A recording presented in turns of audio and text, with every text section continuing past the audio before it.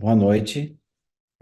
Eu sou André Albuquerque, sou coordenador do Departamento de Função Pulmonar e tenho o prazer aí de estar moderando esse encontro virtual da Sociedade Brasileira de Pneumologia e Fisiologia, da SPPT, e hoje nós vamos falar sobre alguns tópicos relacionados às novas recomendações de função pulmonar, especificamente da espirometria, que deve ser publicado em breve. Eu tenho o prazer de convidar três colegas que foram muito atuantes, e nós quatro aqui, na verdade, estamos representando um grupo de vários colegas que atuaram na elaboração desse documento. Isso, na verdade, vai ser foi uma força-tarefa, um resultado da dedicação de todos, né, e amplas discussões. Nós escolhemos três tópicos relacionados que julgamos de extrema relevância.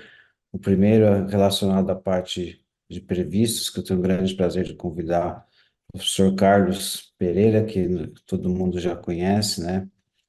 O Pereira foi bastante atuante, temos muito a agradecer nesse processo. Fernando Didier, um colega de São Paulo, vai falar para a gente um pouquinho da resposta a broncodilatadores, e o Danilo Berton, que é do Rio Grande do Sul, que vai falar sobre algoritmos de interpretação. Eles vão se apresentar mais especificamente. Então, novamente, é um grande prazer ter participação de todos aí. Eu gostaria que vocês já fossem enviando os ouvintes que estão participando as questões pelo QIA que fica aqui embaixo. Vocês já podem ir enviando, que isso nós depois vamos fazer o registro das questões e justamente reservar um tempo no final para fazer a discussão, ok? Então, eu queria desejar a todos aí um ótimo encontro virtual. Pereira, é um prazer receber você aí e ter a primeira parte que é justamente relacionada a valores previstos. Oi, doutor Pereira, só abrir. Abrir o áudio aqui também, está me ouvindo, né? Bom, primeiro, claro, agradeço ao André o convite e a honra de ter participado dessa diretriz nova da sociedade brasileira. Os avanços sempre acontecem e diretrizes têm que ser atualizadas periodicamente.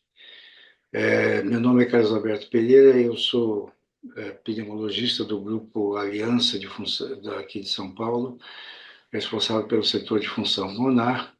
E também sou responsável pelo setor de doenças terciárias da Escola Paulista de Medicina, mas atualmente também faço parte do grupo de função pulmonar também da Unifesp. Então, nós vamos falar para vocês sobre valores de referência.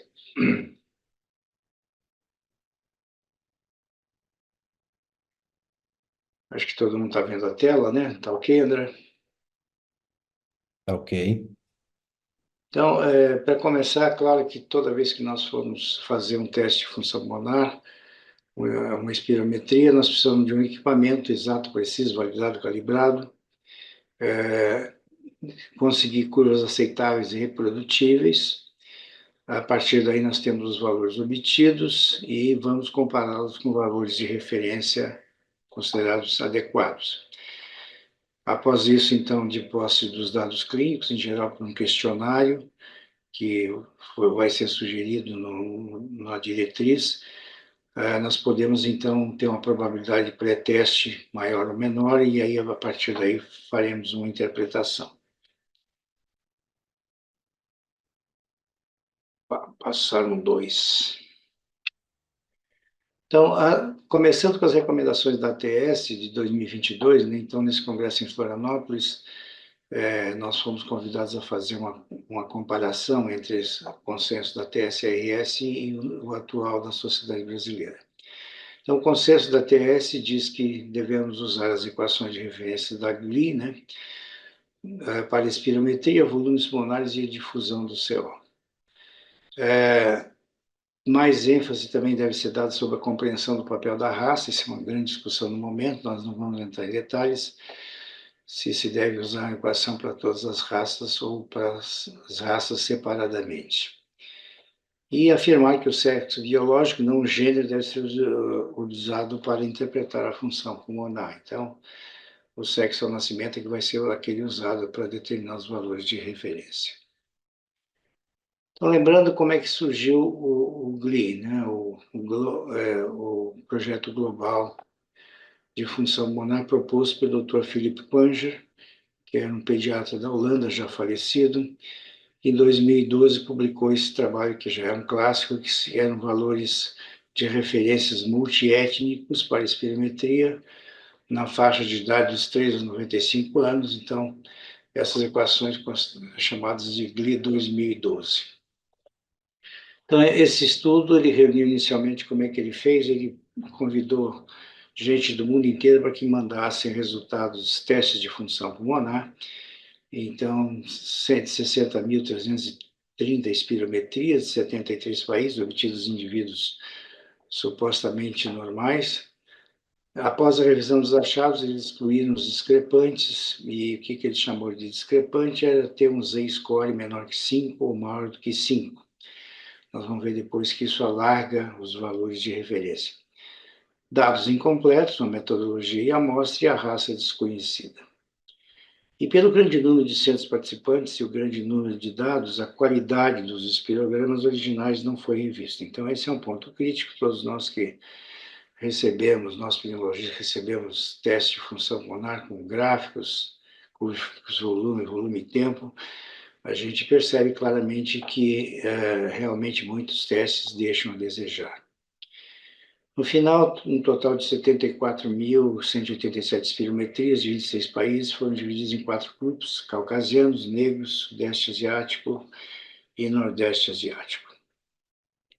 Então, só lembrando esse conceito de como excluir os discrepantes, quando a gente obtém dados, a gente coloca esses dados numa determinada ordem, nós vamos ter uma curva normal, uma curva de Gauss, e habitualmente pelo score Z, a gente sabe quanto isso dista em desvios padrão do valor médio, e habitualmente se considera indivíduos discrepantes quando eles estão acima de 3 scores Z, 3,3 ou 3, enfim, se considera então isso discrepante. Estou tentando achar aqui o laser. Está aqui, eu acho.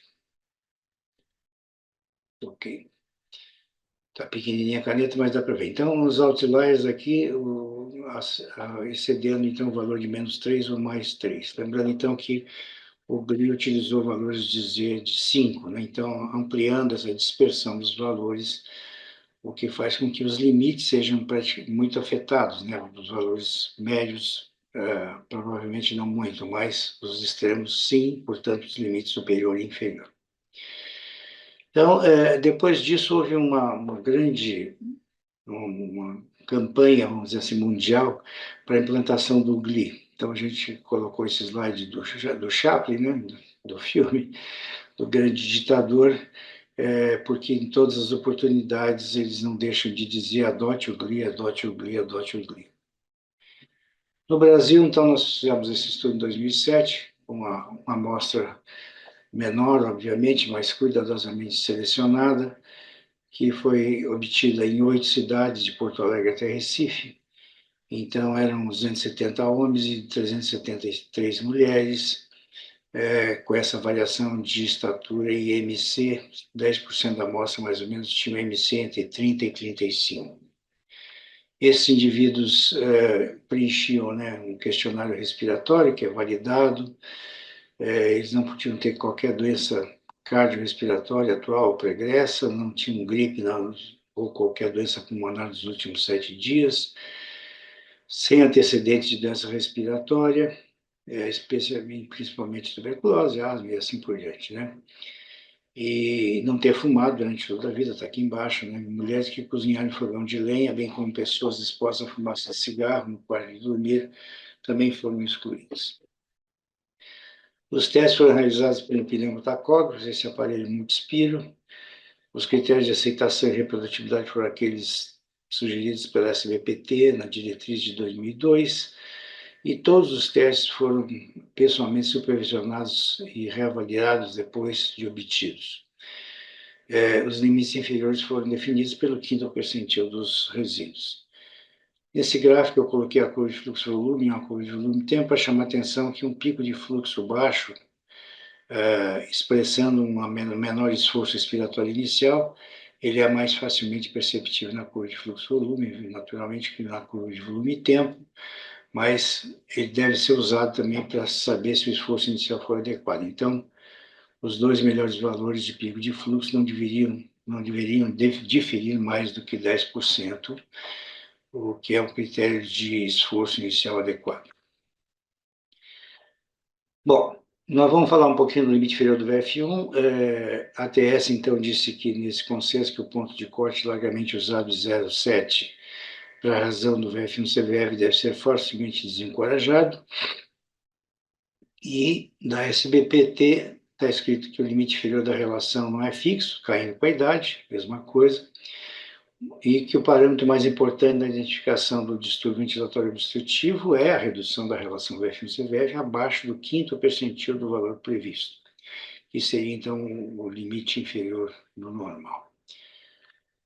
Bom, lembrando aqui, no eixo vertical, nós temos a relação VF1-CVF, que vai caindo com a idade, e vocês têm na linha vermelha o GLI, né, o limite inferior determinado pelo GLI, e na linha verde o limite inferior determinado pela equação brasileira. Então, vocês notam que o limite inferior pela equação brasileira está acima do GLI, quer dizer, o GLI ele tem um limite inferior muito baixo. Vejam que em torno de 50 anos ele já se atinge o limite de 0,7. Enquanto isso, pela equação brasileira, vai acontecer em torno de 65 anos. Então, esse indivíduo, por exemplo, expresso por esse círculo vermelho aqui, ele estaria normal, né, pelo GLI, porque está acima do limite inferior, mas estaria reduzido pela equação brasileira. Então, esse é o maior problema que a gente vê do GLI para adotar para a nossa população, esses limites inferiores que são muito amplos.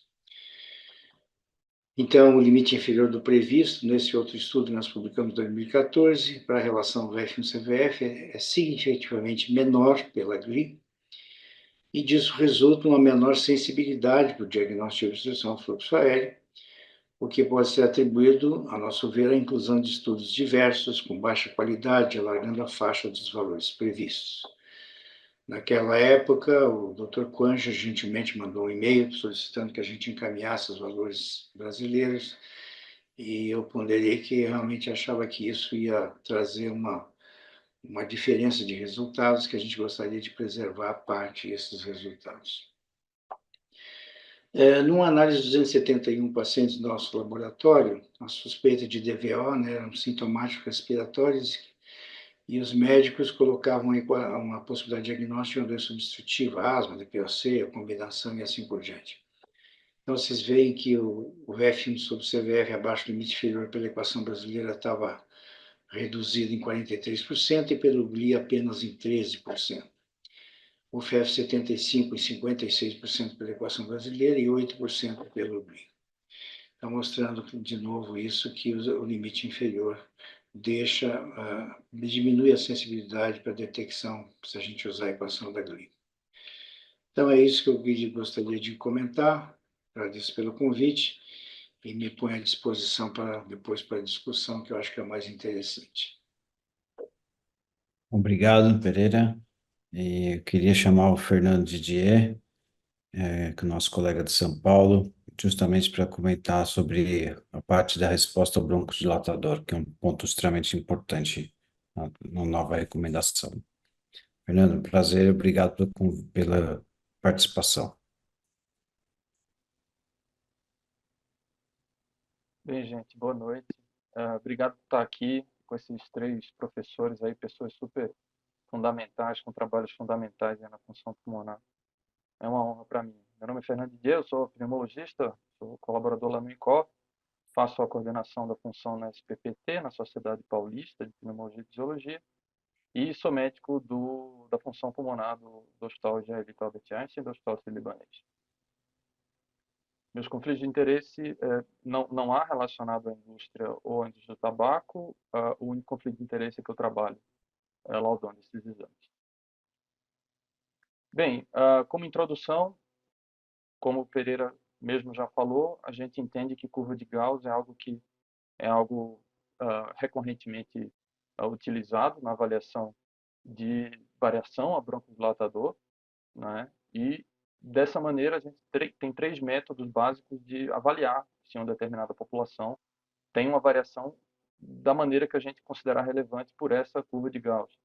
Se a gente vai se basear, por exemplo, numa população de assintomáticos e sua distribuição normal, ou seja, qual o limite para entender que uma variação foi alta demais em uma população de assintomáticos, né?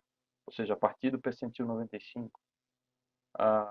Numa variação clinicamente significativa é outra maneira, ou seja, pacientes doentes que podem ou se utilizar de placebo versus medicação, ou apenas a medicação com scores de sintomas, né? Ou desfechos prognósticos, como as exacerbações e até mortalidade, como já foi um estudo, né? E variação controlada por placebo, como eu já falei, nesses doentes, a gente colocar um paciente para aspirar placebo, outro para aspirar broncodilatador e determinar qual é a variação não aleatória disso. A tendência global atualmente é a gente atribuir um percentual do valor previsto populacional pré-broncodilatador, né? Apesar de que trabalhos que reinterpretem a presença de um distúrbio com os valores pós-broncodilatador existam e são interessantes e atuais, inclusive, apesar de mais parcos, né, ter menos número, especialmente porque, diferentemente da definição anterior de 2005, determinar uma variação mínima após o broncodilatador pelo percentual do previsto, já estabelece a inclusão de correção por idade, sexo e altura, né? Então, dessa maneira, os valores anteriores, baseados em valores absolutos, né, como, por exemplo, 200 ml, 12% do valor pré, tendem a ignorar essas variações que podem acontecer entre os diferentes tipos de pacientes, suas antropometrias, idades, etc. Então, tem-se havido uma reprodutibilidade um pouco mais substancial para se utilizar percentual do previsto. E em relação à terminologia, como vocês viram no meu primeiro slide da apresentação, eu escolhi variação a broncodilatador, um termo um pouco mais preciso, inclusive porque resposta pode ser interpretada muitas vezes como resposta clínica, né? E isso está dissociado preferencialmente aos estudos de variação após o broncodilatador, vão tentar detectar uma variação não aleatória, muito mais do que uma resposta específica, clínica ou de prognóstico. Então, a maior parte dos estudos entende que, tanto na população de doentes ou saudáveis, a gente vai buscar a variação não aleatória com um pouco mais de frequência, e o termo resposta não é exatamente preciso para denotar esse achado, né? Então, variação significativa, que difere também de reversibilidade, muito usado também no exterior, não é? Muitos artigos mencionando reversibility como se fosse sinônimo de variação, sinônimo de resposta, não é? E é super impreciso isso, porque talvez até na grande maioria das vezes não há reversão do distúrbio. O paciente não volta a ter um VF1 que era considerado normal, ou que ele já tivera, né? Então, reversibilidade é algo impreciso. A recomendação que se use variação, a resposta não está impreciso, mas ele tem essa dubiedade sobre resposta de quê, né? Então, a variação, o quanto variou o VF1, se essa variação é significativa e supera a aleatoriedade. No preparo para a realização de uma prova broncodilatadora, a instrução de realizar fora de pioras agudas, ela é super importante, né? A gente entende que pacientes que têm sintomas recentes, muitas vezes apenas de viés superior, muitas vezes associados de vírus, às vezes é uma crise de rinite. A gente sabe que uma crise de rinite pode reduzir o VF1, sem que o paciente reporte uma piora pulmonar, né? Especialmente nos atópicos, que têm asma e rinite, por exemplo. Então, pioras agudas, sintomáticas respiratórias, devem ser contraindicações para que o paciente faça uma espirometria como um todo e, consequentemente, a prova broncodilatadora. O ponto de suspensão de broncodilatadores habituais, ele não é uma recomendação única, né? Então, a gente não pede exatamente para todo mundo, é obrigatório todo mundo suspender o broncodilatador que estava utilizando, certo? Então, se o intuito for diagnóstico, é determinar se há obstrução ou não, por exemplo, a recomendação é que sim, a suspensão do broncodilatador conforme a duração daquela droga seja importante para a gente definir se há presença de obstrução ou não, né? Mas a gente pode também orientar o paciente a manter o broncodilatador, especialmente quando ele for numa dose que não seria a máxima possível de se utilizar, como, por exemplo, um paciente que está usando formoterol 6 microgramas, né? Uma vez por dia, 2 vezes por dia. Ainda é um paciente que tem margem para aumento de dose de broncodilatador. Então, se você acha, suspeita, que diante da persistência da queixa clínica, apesar de não haver muita inflamação, ou a magnitude da alteração da espirometria não seja muito significativa, você quer colocar o paciente à prova para entender se há espaço ainda para aumentar o broncodilatador, você pode pedir para ele aspirar a medicação na manhã do exame e ele vai para o exame receber as 4 doses de salbutamol de 100 microgramas cada, né? Então, se você quiser avaliar o potencial para aumento de dose, essa é uma situação que está indicada. Outro ponto interessante para você fazer isso é se você quer controlar com uma técnica adequada. Se você acha que o paciente em casa não está usando direito o remédio e por isso afirma que o remédio não está fazendo efeito nenhum, né? Então, com o técnico supervisionando a administração, com a evidência numérica e muitas vezes o paciente reportando que houve uma melhora do sintoma durante o exame, você pode ter essa diferente experiência aí, entendendo que talvez seja um problema técnico do paciente com o seu próprio dispositivo em casa. Isso é permitido porque as intercorrências, todos que trabalham aqui com função pulmonar sabem que são muito raras, né? Intercorrências significativas, a gente sabe que tremores finos, alguma palpitação, isso pode acontecer, mas intercorrências realmente graves por superdose de broncodilatador é muito, muito difícil de acontecer. As intercorrências de precisar encaminhar para pronto-socorro é muito pequeno. Então, diante da utilidade clínica dessa manobra, é interessante que a gente utilize seus recursos, né? Mas para o médico que está pedindo, é fundamental que isso seja deixado por escrito, né? Então, espirometria comprova broncodilatador, espirometria pré e pós broncodilatador, né? Espirometria com broncodilatador, né? E evitar o termo completa, certo? Que é um termo que não é preciso em relação a usar broncodilatador ou não, pode ser culturalmente consagrado em alguns serviços ou em algumas cidades, mas, inclusive, já propus e estou aqui para referendar essa proposta aí para o André, para a gente fazer um documento sobre terminologia. Eu sei que o Pereira gosta bastante disso também, dessa crítica sobre os termos utilizados.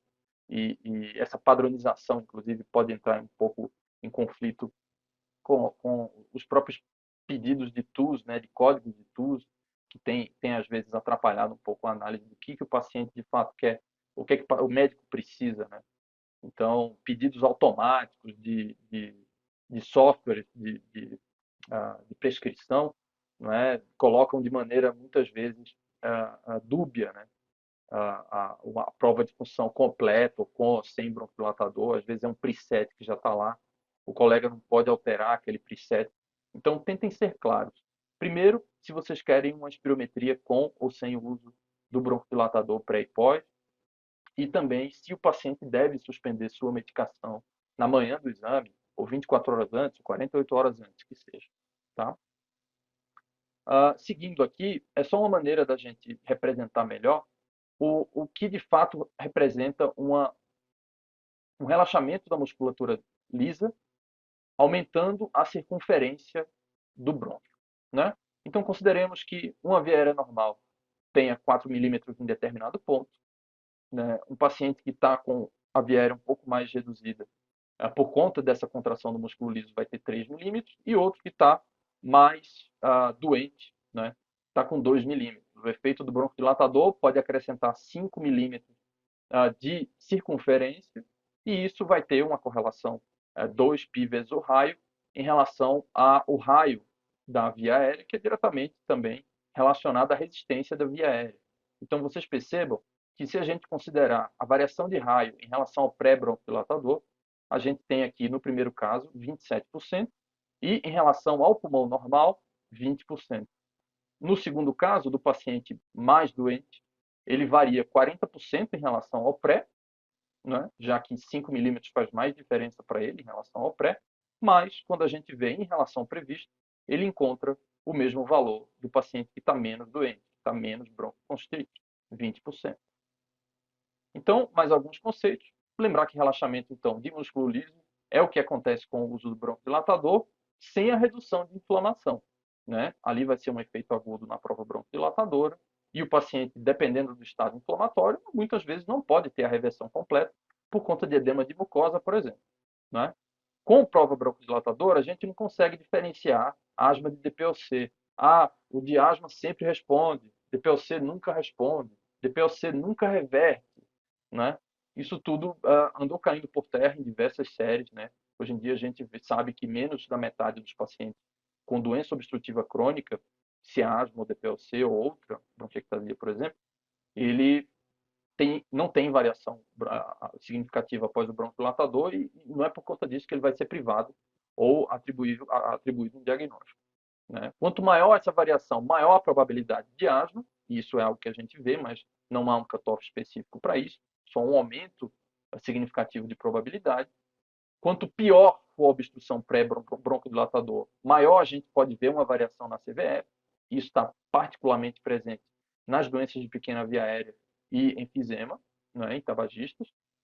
A correlação clínica de variar positivo para broncodilatador, ela é variável, mas já é descrita essa correlação para feno maior, né, fração isolada de óxido nítrico, piores VF1s tendo correlações clínicas significativas, variação a broncodilatador tendo um fardo, em suma, de sintoma maior, né? Ou seja, o paciente que pode ter flares, crises de inflamações mais agudas, né? E que com maiores variações pode, ao mesmo tempo, ter um diagnóstico de prognóstico um pouco mais favorável, como, por exemplo, a presença de asma.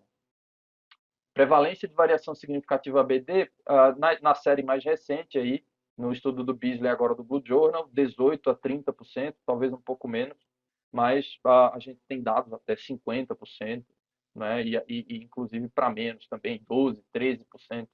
As cortes variam em relação ao estado clínico desses pacientes, se eles estavam usando corticoide inalado no dia do exame ou não, a gravidade deles, isso tudo costuma ser variável, né?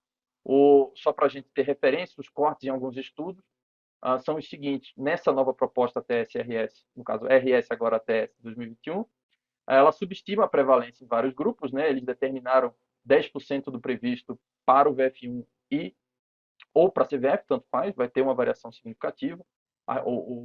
A indicação no laudo de variação significativa é tanto para um quanto para outro, mas utilizando esses dados a partir de previstos GLI, ou seja, começa aí uma não perfeita extrapolação para a gente utilizar na sociedade brasileira, né, no Brasil.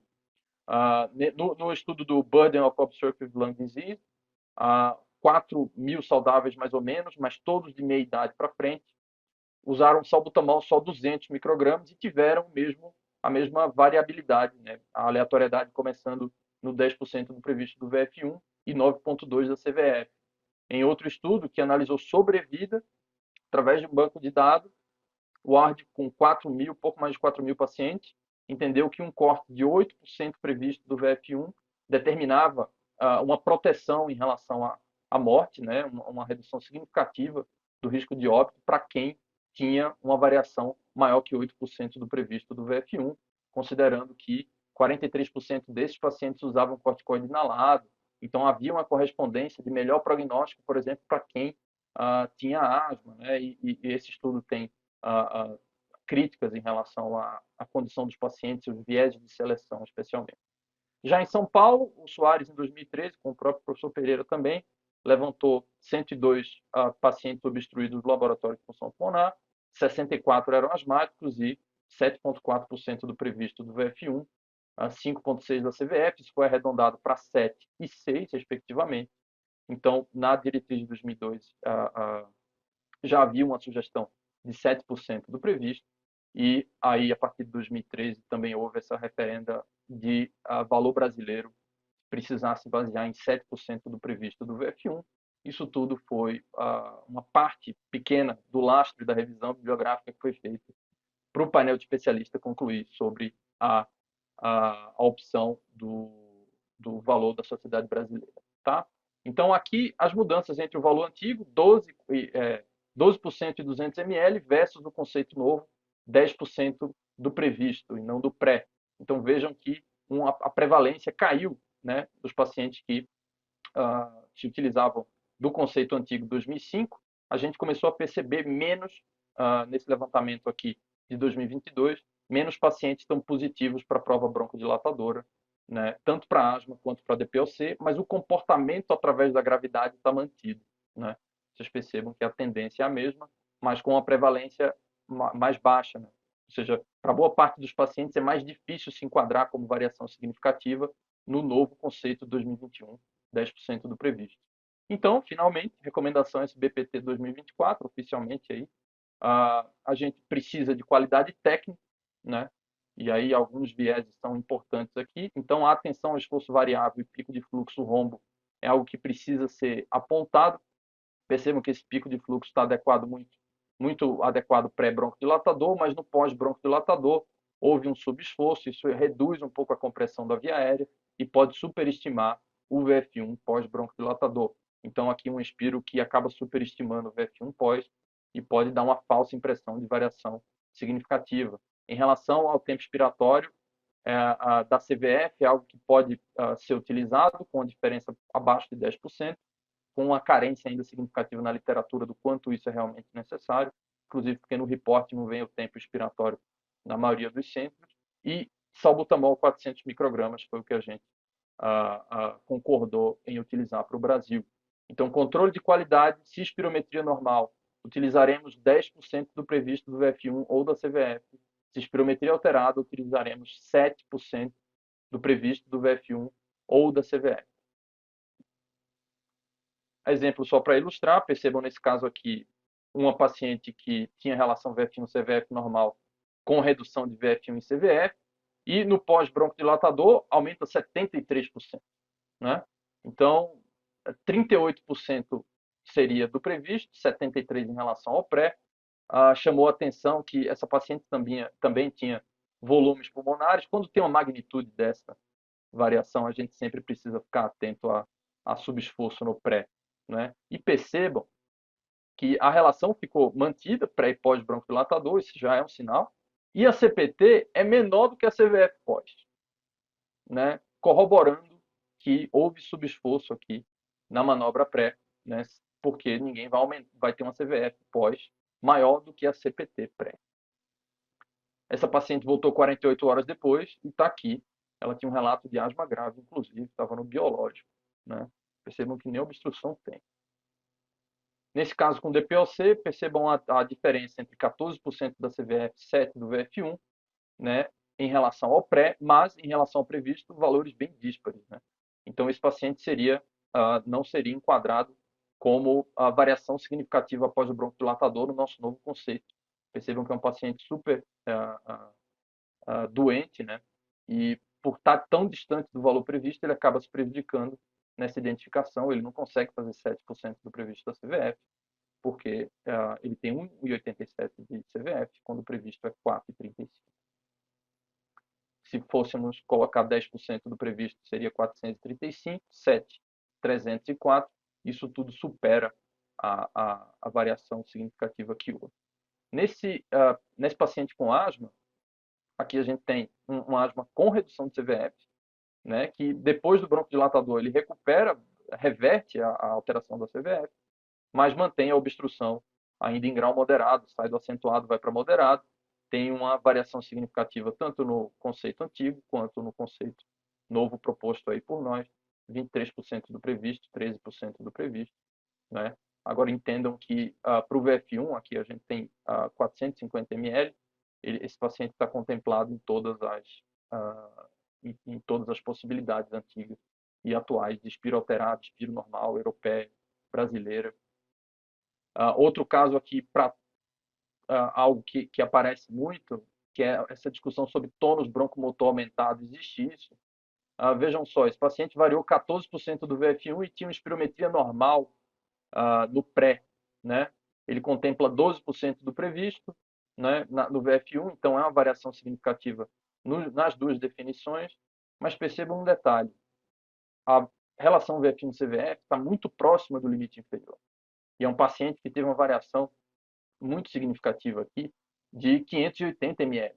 Né? Então, a partir especialmente de 400 ml, que foi o teto mais alto dentre as variações do bronquidilatador, a gente entende que é improvável que isso seja uma variação aleatória, um paciente que só tem essa particularidade de variar muito, né? Especialmente quando a gente olha para a relação VF1-CVF, ela está em cima do limite inferior, então provavelmente esse paciente pode ter uma doença obstrutiva, né?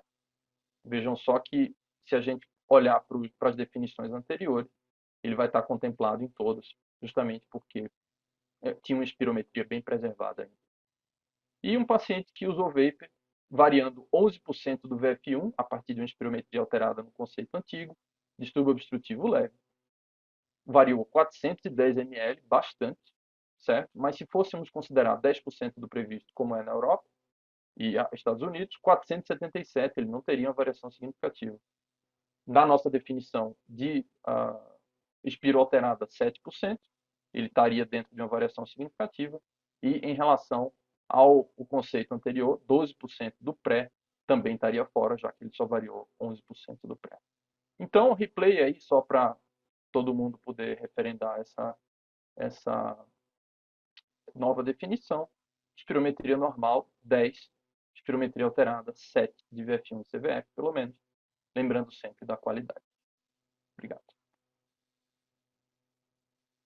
Obrigado, Fernando. Já vou pedir para o Danilo fazer a última parte, que é justamente relacionado à parte de interpretação do exame. Danilo, obrigado pelo convite, pela participação. É um prazer ter você. Olá, boa noite a todos, então. Muito obrigado ao Departamento de Função Pulmonar pela oportunidade de estar aqui conversando com vocês. E obrigado a todos que seguem firme aqui nesse encontro virtual. Então, como o André já falou, vou falar sobre a interpretação. Não tenho nenhum conflito relacionado a essa apresentação e ela vai refletir as informações que a gente discutiu nessas novas recomendações de espirometria da SBPT, que está na diagramação de prova e deve estar sendo liberada para acesso público nos próximos dias. Então, obviamente que temos que começar com testes realizados de boa qualidade. E primeiro parâmetro que a gente detém atenção é a relação VF1-CVF, que se tiver normal ou acima do limite superior do normal, a gente considera como estando dentro da normalidade. A seguir, olhamos a capacidade vital forçada, que também, se não estiver reduzida abaixo do percentil quinto, conforme apresentado anteriormente, ela considera normal, e aí, então, nós rotulamos a espirometria como normal. Justamente nesse ponto, vem a questão que, dentro de um contexto clínico suspeito, qual seria uma informação adicional que nós poderíamos ter da própria espirometria, sem ter que recorrer à mensuração de volumes pulmonares ou outros exames mais especializados? E a gente se deteve a alguma análise mais pormenorizada dos fluxos expiratórios médios forçados e de utilizar a relação VF1, não somente sobre a capacidade vital forçada, mas sobre a capacidade vital lenta, que também é um assunto que traz algumas incertezas, mas que eu vou apresentar algumas evidências a vocês. Então, vindo daquele estudo multinacional, OLD, citado pelo Fernando, mas aqui agora não para ver a resposta ao broncodilatador, mas aqui para a gente dar uma investigada e uma observada na prevalência de indivíduos que tinham espirometria normal, tinham a relação VF1 e CVF acima do limite inferior do normal. André, só me dá um retorno aqui, vocês conseguem ver meu mouse, minha flecha, não? Sim, então, normalmente. Ah, tá. Muito obrigado. Então, era justamente aquele indivíduo que estava ali naquele contexto que seria rotulado e considerado apropriadamente como normal, mas que tinha os fluxos expiratórios forçados entre 25% e 75% da CVF abaixo do limite inferior do normal. E o que a gente pode observar é que esses indivíduos aqui existem e são prevalentes em todos os cantos e países, e diversos países do mundo, tanto, obviamente, nessa marca aqui em cinza, que são os pré-broncodilatadores, quanto nos amarelos, que são os pós-broncodilatadores, e poderíamos dizer que esse fenômeno ocorre, arredondando aqui, em torno de 5% da população dita e considerada normal. Só que se a gente for analisar um pouquinho mais as características desses indivíduos, aqui a gente pode ver qual que seria a razão de chances em diferentes contextos e diferentes variáveis independentes para predizer a presença dessa alteração aqui que eu havia comentado com vocês. Relação VF1-CVF normal e o FEF2575 abaixo do limite inferior do normal. E eu vou ignorar agora, inicialmente, esta tabela aqui, que tem o modelo não ajustado, o modelo univariado, e vamos direto ao modelo ajustado, ao modelo multivariado, em que considera todas essas variáveis, e a gente pode dizer que a razão de chances de encontrar essa alteração espirométrica aqui, ela é maior se o indivíduo for subnutrido, tiver um IMC abaixo de 18, em relação à referência, que é ter o IMC normal. Se ele for um tabagista ativo ou no passado, tem uma razão de chances maior em relação ao que nunca fumou, e também essa relação existe quanto maior a carga tabágica. E, além disso, se o indivíduo tiver uma história familiar de DPOC ou alguma vez algum médico já diagnosticou esse indivíduo como tendo tuberculose, ele também tem uma razão de chances de poder encontrar esse distúrbio. Com relação ao uso da relação VF1, agora não sobre a capacidade vital forçada, mas sobre a capacidade vital lenta, a recomendação de utilizar esse parâmetro ele é controverso, uma vez que a gente não tem parâmetros de normalidade dessa relação VF1-CV lenta, porque o que a gente utiliza é extrapolar a partir da relação VF1-CVF forçada. Então, ficaria dúvidas. Será que essa pequena alteração que pode ter entre a capacidade vital lenta e a forçada, que acabaria, eventualmente, em alguns indivíduos, resultando numa relação reduzida, quando a relação com a manobra forçada está preservada, teria alguma relevância clínica? E alguns estudos que estão aqui apresentados na tela nesse momento se propuseram a apresentar evidências a favor do uso dessa relação, e eu vou apresentar os dados pela restrição de tempo deste estudo aqui, que analisou tabagistas ativos ou passados, e que entre 845 indivíduos dessa corte americana, que é o Spiromics, que tinham a relação VF1-CVF normal, a gente pôde observar que 14% deles, 120, tinham a relação VF1 capacidade vital lenta abaixo de 0,7, menor do que 0,7. E o que a gente pode dizer é que a razão da taxa de incidência desses indivíduos que foram chamados como discordantes, ou seja, tendo a relação VF1-CV lenta reduzida com a relação VF1-CVF normal, eles batiam aqui na trave na significância estatística para apresentar mais exacerbações totais no acompanhamento longitudinal de alguns anos, significativamente maior de exacerbações graves, e tinham uma razão de risco, uma razão de chance maior de progredir para a DPOC, de futuramente, com o acompanhamento dos anos, passar a ter a relação VF1-CVF abaixo de 0,7. Ou então até ser chamado de persistente, quando essa relação persistentemente ficava abaixo de 0,7 em visitas sucessivas. E de maneira muito interessante, então, esses indivíduos no acompanhamento de 4 a 4 anos e meio, se eles tinham a relação VF1-CV lenta acima de 0,7, eles tinham 80% de ter um acompanhamento livre de progredir para a DPOC, enquanto que lá no início da corte, se eles tinham essa relação reduzida, tinham uma chance muito menor de não progredir para a DPOC. E eu coloco aqui esse slide porque justamente aqui foi feita uma análise de sensibilidade e não somente a relação VF1 capacidade vital lenta em relação ao ponto de corte fixo 0,7, mas em relação, utilizando o limite inferior da normalidade do previsto extrapolando da CVF e utilizando valores pré e broncodilatador, as informações desse gráfico aqui se mantiveram. Então, o que foi sugerido é que, diante de um contexto clínico favorável, se a gente tiver tudo normal, mas, eventualmente, se tiver redução dos fluxos mesoexpiratórios ou redução da relação VF1-CV lenta, pode sugerir a presença de um distúrbio ventilatório incipiente diante da probabilidade clínica. Seguindo adiante, se a relação VF1-CVF está normal e a CVF está reduzida, então é aquilo que a gente tem, como nós temos uma redução da CVF e do VF1, e ou só da CVF isolada, que é o que normalmente a gente chama isso como um parâmetro espirométrico sugestivo de restrição. Primeira coisa a se fazer é, se foi solicitado pelo médico assistente, dar um broncodilatador.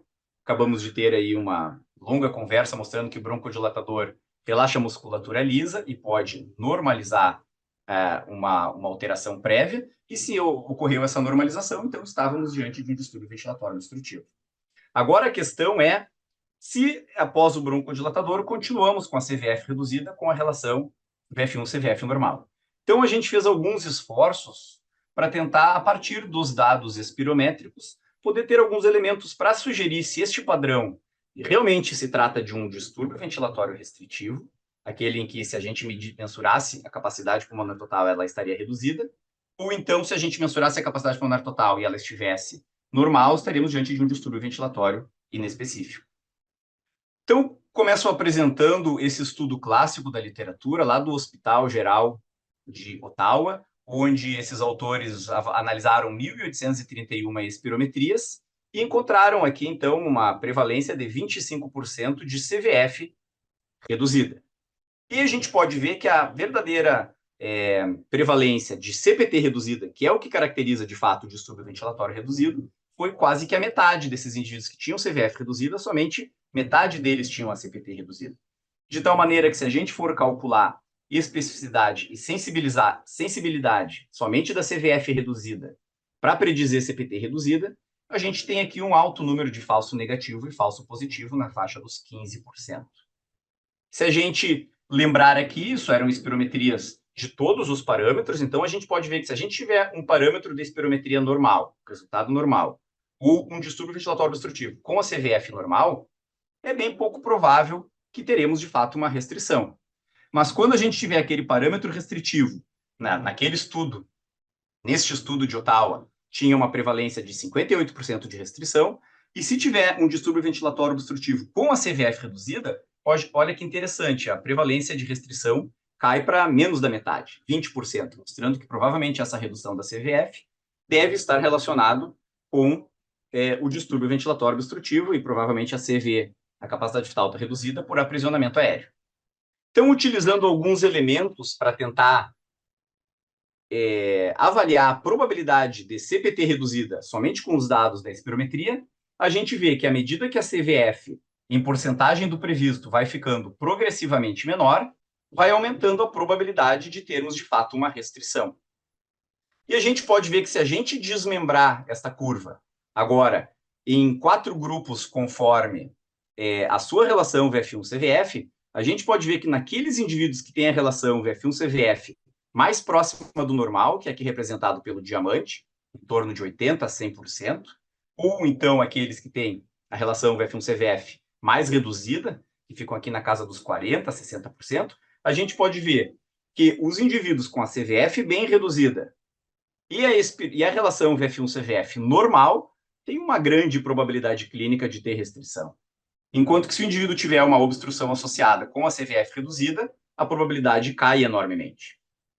Diante desse contexto, vários autores se propuseram a tentar prever e avaliar a probabilidade de termos restrição diante deste parâmetro espirométrico, sem medir a CPT, quer dizer, medindo a CPT para servir como padrão ouro, mas quais as dicas que a gente teriam para avaliar a probabilidade de ter a CPT reduzida. Novamente, por questão de tempo, eu não vou poder discorrer sobre todos, mas o grupo aqui do professor Pereira, então, publicou esse estudo alguns anos atrás, de 211 indivíduos que tinham esse padrão espirométrico sugestivo de restrição, e que podíamos ver que, de fato, eles tinham 68% de prevalência de uma restrição verdadeira, de ter a CPT reduzida, enquanto que os demais eram inespecíficos. E o que pôde se observar entre os grupos é que aqueles indivíduos com a restrição de fato tinham, como a gente viu, uma capacidade vital menor do que os indivíduos com distúrbio ventilatório inespecífico, e tinham a relação entre os seus fluxos, seja o VF1 ou fluxos mesorrespiratórios sobre a CVF, maiores do que os indivíduos com distúrbio ventilatório inespecífico.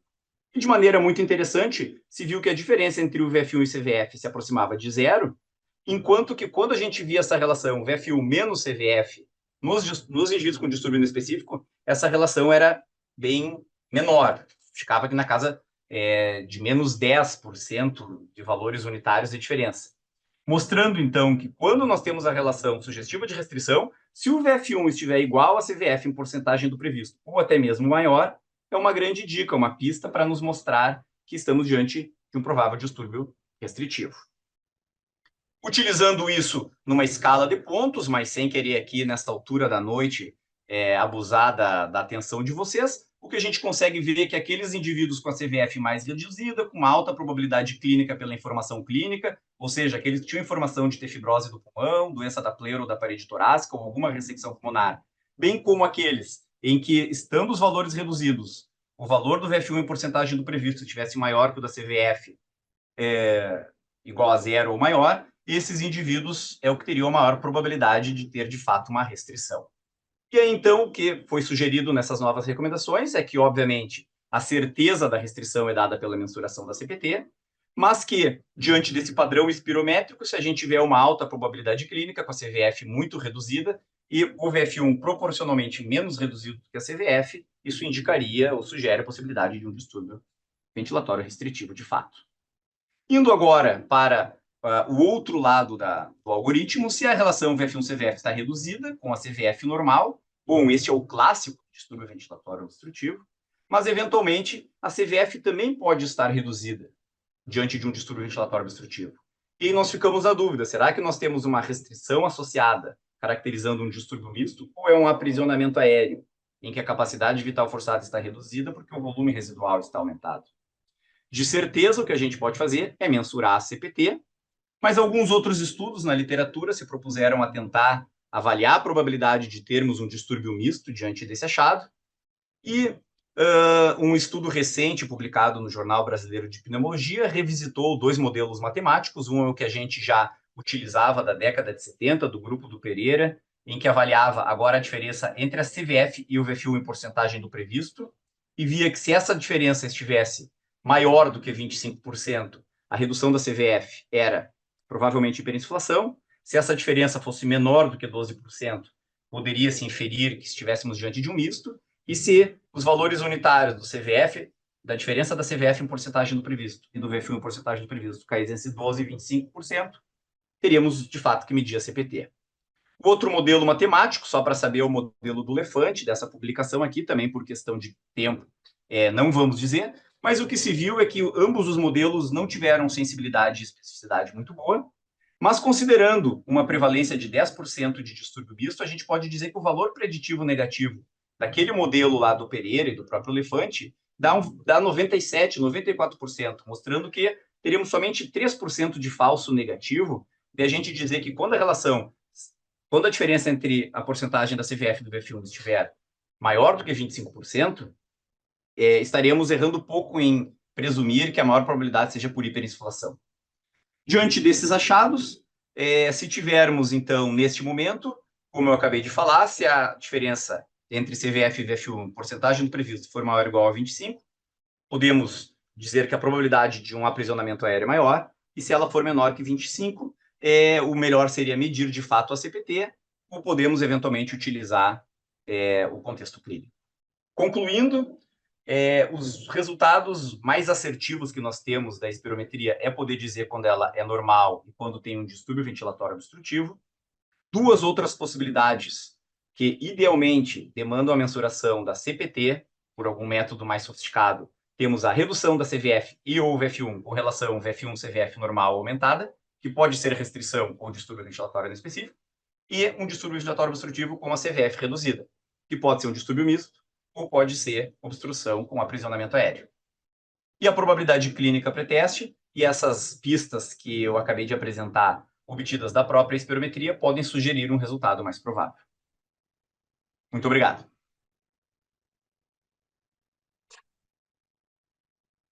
Bom, obrigado a todos pelas palestras.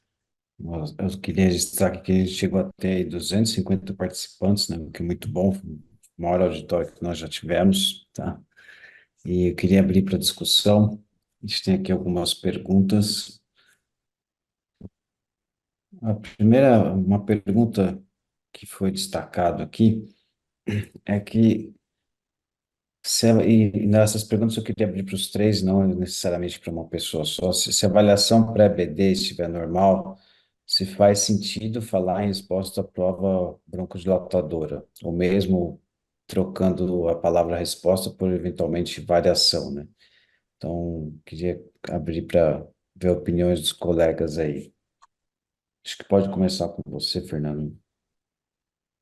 Obrigado pela pergunta.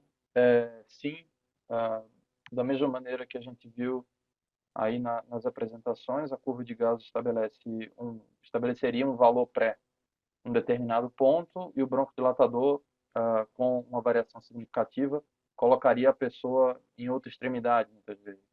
Então, isso tem relevância. A variação é significativa mesmo com a espirometria pré-normal. Tem muita gente que tem espirometria muitas vezes supranormal, perde 20% da função pulmonar e ainda não ultrapassa o limite inferior da normalidade, né? Então, é importante a gente referendar isso. Entretanto, existe um detalhe, que é uma minúcia. Se a espiro está alterada e o broncodilatador fez o paciente só ganhar ali 30, 40 ml, e isso fez o paciente entrar no valor da normalidade, a gente não pode indicar no laudo que houve uma reversão do distúrbio, certo? Então, isso não é exatamente preciso, justamente porque você está considerando uma aleatoriedade quando você fala em variações abaixo do limite aí que a gente determina, 7%.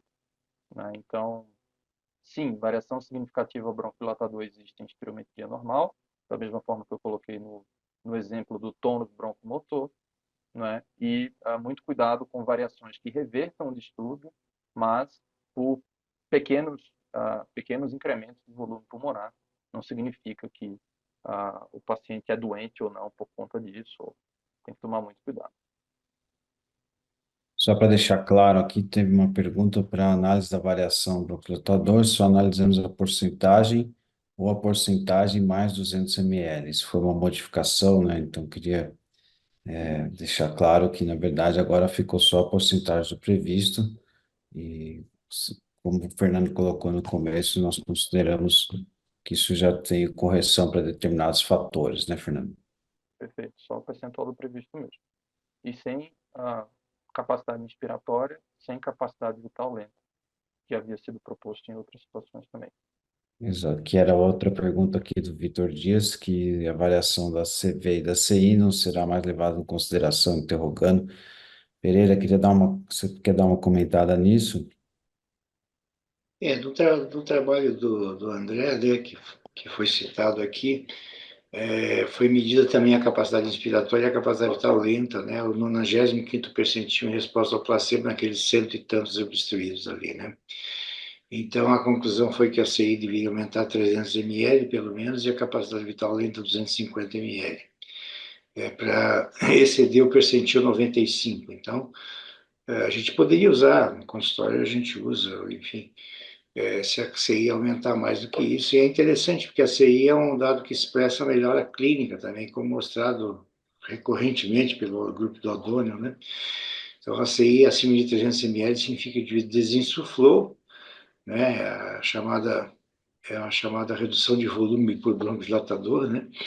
E o paciente tem uma melhora clínica, evidente. Então, a melhora da capacidade vital e da CI, da capacidade vital forçada, também tem melhor correlação com a melhora da dispneia do que a melhora do VF1. Isso claramente é real.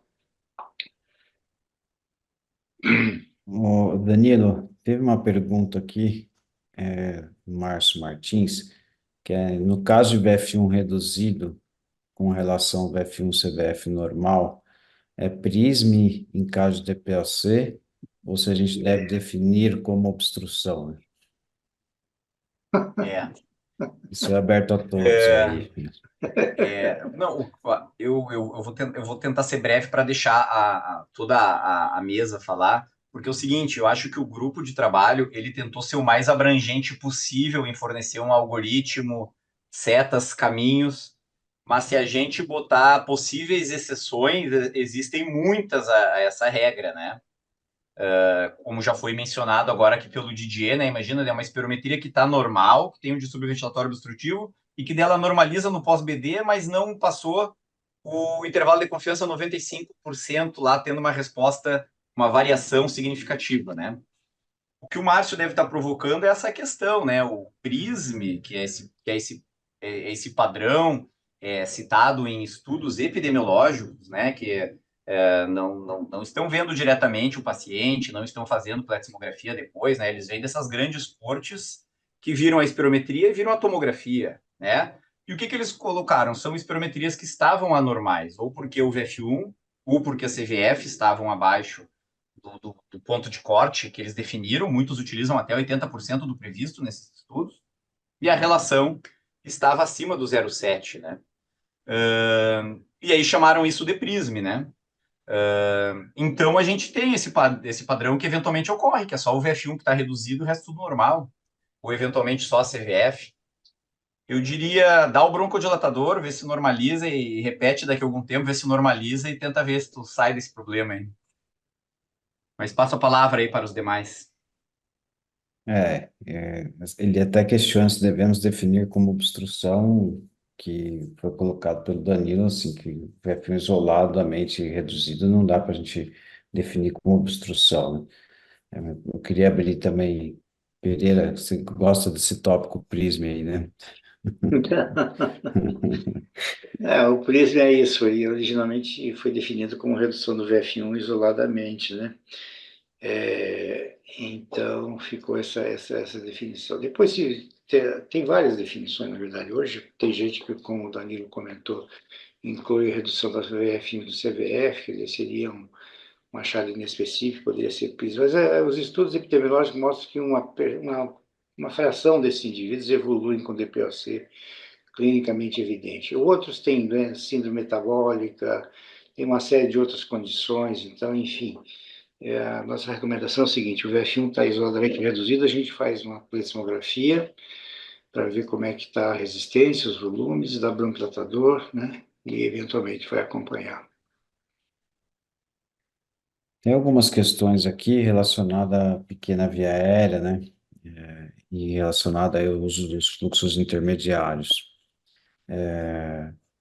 E aqui, por que que não foi usado o FEF 2575/CVF ou o FEF 2575 isoladamente como parâmetro mais para definir obstrução?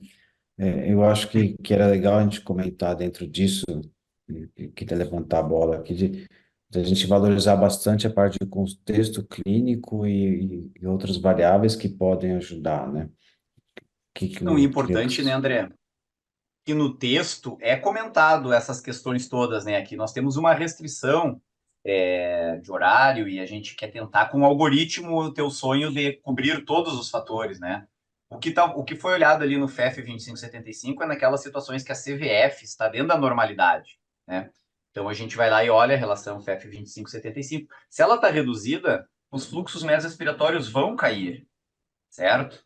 E aí, se ocorrer da CVF estar reduzida, os fluxos mesorrespiratórios vão estar automaticamente reduzidos por definição, eles são derivados disso. E aí, nessa ocasião que está lá no texto, é quando se olha a relação FEF 2575 com a CVF, em relação ao limite inferior do normal, que, de novo, dentro que nem tu colocou, que nem o Pereira já colocou aqui, ver se nós puder fazer uma pletismografia, uma tomografia, acompanhando, dando bronquidilatador, ver se na próxima vez que vier melhora sozinho e diante do contexto clínico, né?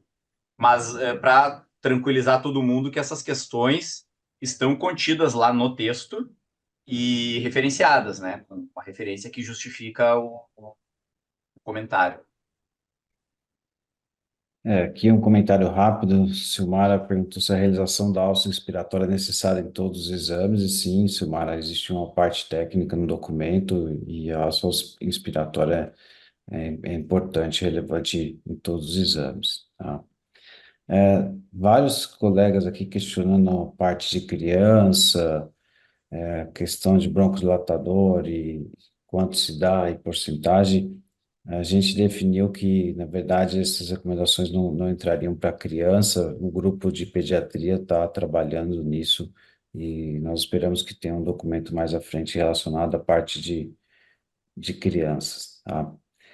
Tem uma Em pergunta. geral, os 400 microgramas ainda são super seguros em criança, então não é A, exatamente do, a uma dose grande é a preocupação. mesma. E Da alça expiratória, André, eu gostaria, a gente não publicou esses dados, mas foi sugerido pela TS e tal, né, e ES, que a alça inspiratória seria importante para você ver se fecha a alça, né? Quer dizer, na hora que você inspira o máximo, bate com o início da expiração, significa que você não tem aquele lag, quer dizer, o indivíduo inspirou o máximo antes de fazer a expiração. Então, isso seria uma coisa mais importante da curva inspiratória, seria mostrar que a expiração coincide com o término da inspiração máxima, e, portanto, a expiração foi feita em volume, iniciada em volume máximo. E a gente pegou um dado no nosso laboratório, uma técnica que faz provas muito bem feitas, enfim, supervisionadas e tal, e a conclusão triste que nós chegamos é que a alça expiratória continua não servindo para nada.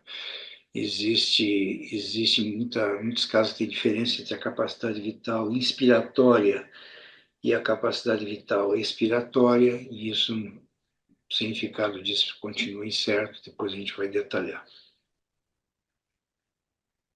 Ok. É, aqui tem uma pergunta interessante, Fernando. Qual a sugestão de laudo quando há, e para o Danilo também, quando há sugestão de laudo quando há achados de subesforço na curva e ganho de CVF desproporcional, né? Então, assim, o indivíduo, na verdade, tem um achado de subesforço e acabou fazendo no pós-BD aí um ganho de CVF importante, que foi o que vocês abordaram aí um pouquinho, né? A informação precisa estar clara no laudo, né? E alguns automatismos de laudo podem prejudicar essa impressão. Então, quando ao laudar o exame, você entender que aquela é uma espirometria de menor qualidade pelos próprios critérios de aceitabilidade e reprodutibilidade, né? Subesforço muitas vezes está associado a um pico de fluxo de não aceitável, né? Muitas vezes. Então, é interessante mencionar isso no laudo, justificando, que o colega vai olhar o número lá, vai ver lá 14% de variação e vai ver na conclusão que não houve variação significativa e vai achar que você laudou errado. Então, é importante no laudo, quando for mencionar, que aquela variação significativa pode estar sendo atribuível a uma limitação técnica, a uma manobra pós-BD inaceitável, e isso venha também na conclusão para ajudar o colega ele não ficar entre o número que aparece no report e a frase que está na conclusão sem um esclarecimento. Tem uma pergunta aqui da Mariana, relação VF1 e CVF normais, sem variação no pós-BD, apresentando apenas fluxo terminal reduzido, se poderia ser considerado DVO. Quer dar uma abordada, Danilo? Eu acho que eu diria isso dentro de um Depois o contexto Pereira. meio desfavorável, mas passo a palavra para o Pereira. Obrigado, Danilo.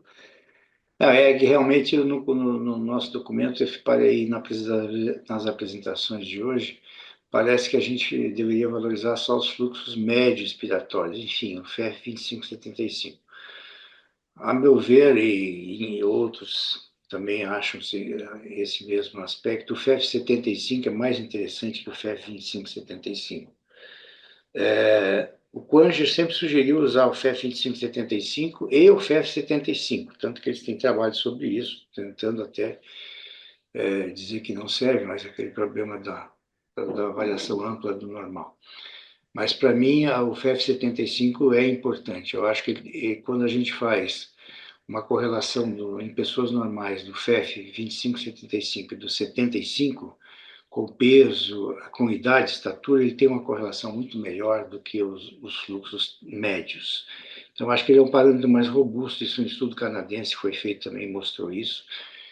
E só para provocar o Danilo, aí quando a gente pegou 180 indivíduos com suspeita de obstrução, esse trabalho também não está publicado, não está sendo ampliado, a gente viu que a relação VF1 capacidade vital lenta foi o parâmetro mais alterado, tá? Na suspeita de obstrução. E quando a gente pegou esses indivíduos que tinham VF1 capacidade vital lenta alterado, eles tinham também frequentemente o FF75 alterado e a resistência às vias aéreas também alterada. Então, validando o VF1 pela lenta através de outros dois parâmetros de obstrução, que seriam o FF75 reduzido e a resistência específica aumentada. Então, sou cristão novo, viu, Danilo? Eu acho que o VF1 pela lenta tem o seu papel, exceto naqueles obesos, idosos, etc. E o FF75, na verdade, acaba espelhando esse problema da compressão dinâmica lá no final da curva, né, que a gente discutiu. Né? Só complementando, né, Pereira, de sempre correlacionar com o contexto clínico aí adequado, né? Então, o pessoal não começar a laudar diagnóstico funcional sem ter um contexto relevante. Fernando, tem aqui participante anônimo, eles podem ficar como anônimo, se há algum valor a ser considerado e há relevância na análise de variação broncodilatador do FF 2575. Queria que você desse um comentário específico nisso aí. O aumento de 50% com a mesma CVF já foi sugerido como algo relevante a ser observado. Não gosto, é uma visão pessoal, de utilizar a variação significativa de FEF, mesmo com um corte tão alto como 50%. A gente observa bastante heterogeneidade nas tentativas, né? Esforços variáveis, né? Critérios de aceitabilidade muitas vezes ali marginais, e isso influencia bastante na medida do PF 2575. Às vezes a CVF muda ali 10 pontos percentual do pré para o pós, e isso já influencia totalmente o PF 2575. Não utilizo na hora de tomar uma decisão clínica, na nossa diretriz não está recomendado. 50% de aumento é o que já foi reportado. Recomendo analisar isso com cuidado. Lembrando que um dos grupos da diretriz foi justamente broncodilatador, né? E justamente foi colocado para não ser um parâmetro de resposta pela essa alta variabilidade que existe, né? E a pergunta aqui também se a definição de distúrbio é feita pela fase pré-broncodilatador. Então, o Danilo colocou ali, né, Danilo? Que na verdade toda É. aquela interpretação. Não, e principalmente que uma das nossas maiores doenças prevalentes é caracterizada por uma hiperresponsividade brônquica, né? Se nós não considerássemos o pré-bronquidilatador, nós podíamos ter um surto de saúde em todos os nossos asmáticos com espirometria. Já ocorre isso, né? O padrão mais comum é o normal, né? Então, acho que para o diagnóstico, né, que a espirometria e os testes de função pulmonar nos fornecem, que são diagnósticos fisiopatológicos, a gente tem que olhar para o pré, né? Porque se toda a espirometria foi bem feita e eventualmente normaliza e dá uma reversibilidade, é uma informação muito importante, né? Então, são esses aspectos, assim, que para o laudo da espirometria é o pré e depois, eventualmente, se quiser até ver a gravidade da doença, prognóstico, risco, fica o pós, né? E o Pereira, eu queria que você desse um comentáriozinho para a gente ir finalizando aí. Nessa parte do GLI, a gente às vezes esquece, né? Assim, se nós tivermos representatividade ou não com os testes enviados. E queria que você comentasse um pouco assim da nossa amostra, quer dizer, como que o GLI obteve essas análises, esses testes nossos, né? Para ter se teve uma representatividade ou não. Não, o problema do glifo é isso assim, quando você faz uma amostra gigantesca, obviamente a heterogeneidade vai ser necessariamente grande, né? Não tem como, né? E eles não reviram as curvas, né? De modo que não havia, para você ter uma ideia, um dos critérios de não aceitar os exames era quando o VF1 era maior que a CVF. Bom, se você chegar a esse ponto de dizer, olha, vocês têm que recusar casos em que tem um VF1 maior que a CVF, é porque alguma coisa está errada, né? Me fala de uma situação que o VF1 é maior que a CVF, se ele quer um componente da CVF. Então, eu acho que o problema está aí. Quantidade não quer dizer qualidade. É fundamental que a gente tenha uma qualidade, né? E o problema voltando ao 0,7 da obstrução, até o Danilo mostrou o trabalho do BAT, né? que mostra que o 0,7 é mais sensível em 11 mil indivíduos para detectar desfechos clínicos do que o limite inferior do normal. Só que o limite inferior do normal que ele usou foi do GLI. É tão ruim que o limite inferior de 0,7 é melhor que o GLI, entendeu? Porque o GLI vai dar 0,7 já com 45, 50 anos de idade. Então, o problema do GLI é esse, é a variabilidade extrema que os dados apresentam, né? Então, imagine no seu laboratório se deixar diagnosticar quase metade dos obstrutivos leves, porque você não tem uma relação anormal, né? Ok. Eu acho que a gente podia finalizar com a pergunta da Virgínia aqui, se quando a curva fluxo-volume sugere obstrução, porém os números ainda não mostram um achado, você pode comentar no laudo sobre esse achado, ou sugerir seguir com propedêutica. Olhômetro. Mas O problema é que a curvatura exagerada sugere obstrução, mas lembrar que a curva fluxo-volume vai ficando mais curva com a idade. Então, você teria que fazer um normal para cada idade, né? E, então, a impressão que a gente tem bate o olho. Por exemplo, a gente pega um indivíduo, vamos imaginar com fibrose pulmonar. Lá no final da curva, ele faz um fluxozinho baixo, a gente vê que o FF75 está ali, né? Baixinho, né? Então, obviamente, tem uma obstrução lá de pequenas vias aéreas associada, mas nos indivíduos em geral fica difícil, às vezes, você saber se aquela curvatura é exagerada ou não. Tem inúmeros trabalhos, né, tentando medir a área sobre a curva, a gente fez isso há muitos anos atrás, né? O pessoal de Porto Alegre também, lá do pavilhão, também fez isso e tal. Então, você pode dividir a curva em vários segmentos e medir a área sobre a curva e ver, etc. Enfim, pode brincar com isso bastante, mas até hoje não tem uma resposta fácil e clara. é muito subjetivo, né, Virgínia? Então, Exatamente. tá. Bom, em função da hora aí, eu queria agradecer a participação de todos, inclusive do pessoal da plateia, que teve um número bem expressivo. Agradecer a participação dos palestrantes e certamente a gente vai ter que fazer várias discussões para ir conversando sobre as novas recomendações aí, tirando dúvidas. Então, muito obrigado pela participação de todos. Boa noite. Obrigado. Boa noite, boa noite. Obrigado, André. Até Um a próxima. abraço. Obrigado. Obrigado.